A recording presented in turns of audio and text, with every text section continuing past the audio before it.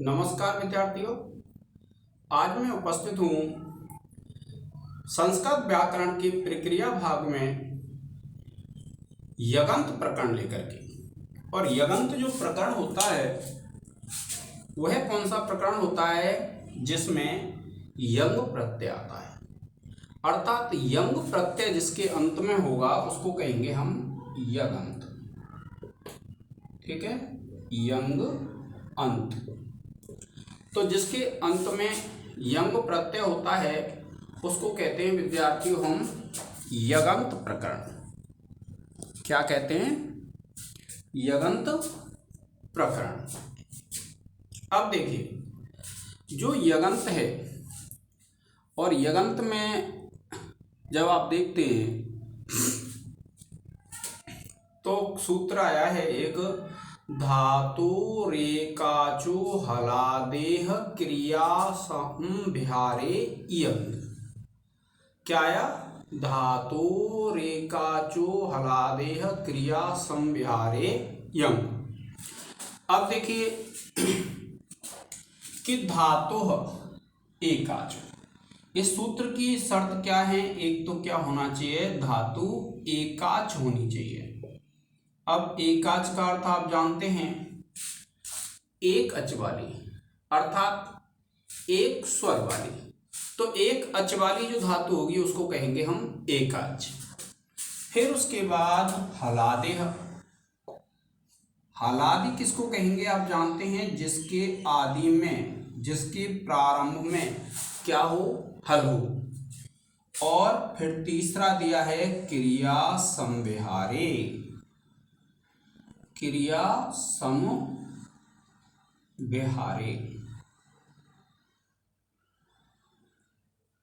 अब देखिए, इस क्रिया संविहार किसको बोलते हैं? कि जब क्रिया एक से अनेक बार होती है, अर्थात जब क्रिया बार बार की जाए, या फिर क्रिया की अतिशयता अर्थात उस क्रिया की अधिकता को बताया जाए, तो वहां पर प्रत्यय कौन सा लगता है? यंग। तो क्रिया संविहार किसको बोलते हैं? क्रिया का बार बार होना या फिर क्रिया की जो अतिशयता होती है उसको कहते हैं विद्यार्थियों हम क्रिया संविहार। क्या कहते हैं? क्रिया संविहार। अर्थात जब क्रिया बार बार की जा रही होगी, क्रिया की जब अतिशयता होगी, तो उसको कहेंगे हम क्रिया समविहार। ठीक है, तो जब क्रिया का संविहार हो, धातु में एक अच हो और धातु कैसी हो? हलादि, अर्थात जिसके आदि में, जिसके प्रारंभ में क्या हो?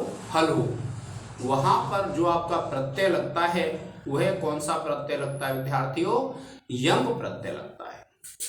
जैसे हम लिखेंगे भू प्लस यंग।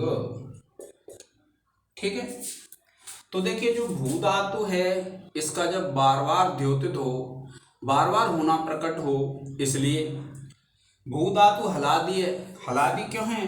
क्योंकि जब आप इसको अलग करेंगे तो ये हो जाएगा ऐसे। तो आदि हल एक अच है। ये तीनों शर्तों को पूरी करती है, और तीनों शर्तों को पूरी करती है, इसलिए इस धातु में कौन सा प्रत्यय लग जाएगा आपका? यंग प्रत्यय।